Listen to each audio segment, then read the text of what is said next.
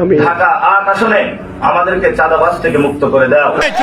কার কথা বলতেছো? নামটা পরিষ্কার বলো তো, কার কথা বলতেছো? দাদু কারো কথা উনি বলেনি, উনি শুধু বলেছে চাঁদাবাজ থেকে আমাদেরকে মুক্তি করে দাও। ঘুম থেকে উঠে মানুষ নামাজ কালাম করে আল্লাহর নাম নেয়। একজন আছেন উনি প্রথমে আমার নাম নেয়। পাটোয়ারি ভাই, আপনি নাকি ঘুম থেকে উঠে সোজা আগে মির্জা আব্বাসের নাম নেন? উনি সকালবেলা উঠে আল্লাহর নাম নিয়েই চাঁদাবাজি শুরু করে। ও আচ্ছা, তাহলে এই ব্যাপার, বুঝতে পারছি। ইউটিউবের মধ্যে কি কি পয়সা কামানোর একটা রাস্তা আছে ওদের, সে পয়সা কামাইতেছে। আরে ভাই, পয়সা যদি লাগে আমাদেরকে বল। দাদু আপনি কই থেকে টাকা দিবেন? আপনি নাকি 2 টাকার কমিশনার ছিলেন, আমাদের নাসিরউদ্দিন পাটোয়ারি ভাই বললো আমাকে। 2 টাকার কমিশনার ছিলেন আপনি? টাকা ভাই বেটা, কার কথা বলতেছিস তুই? আপনার কথাই বলছে। এবার বিশ্বাস করছেন? আমি বললাম বিশ্বাস করলেন না তো, এবার ভাই বলছে বিশ্বাস করছেন।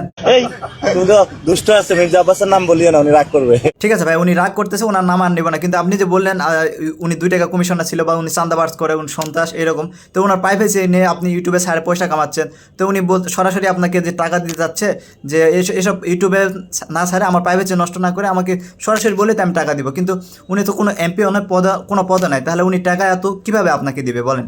আমরা চাঁদা দিলে দিব না, অসুবিধা নেই তো। তাই তো বলি, আপনি এত টাকা কোথায় পাবেন? আপনি যদি চাঁদা উঠায় যদি তাকে টাকা দেন, তাহলে তো যে লাউ সেই কত হয়ে গেল। উনি চাঁদাবাজের বিরুদ্ধে কথা বলতেছে, এখন আপনি ওনার মুখ বন্ধ করার জন্য সেই চাঁদা উঠায় টাকা দিচ্ছেন, তার মুখে দিচ্ছেন, তাহলে তো লাভ কি? তাহলে পাটোয়ারি ভাই কি ঠিকই বলেছে যে মির্জা আব্বাস চাঁদাবাজ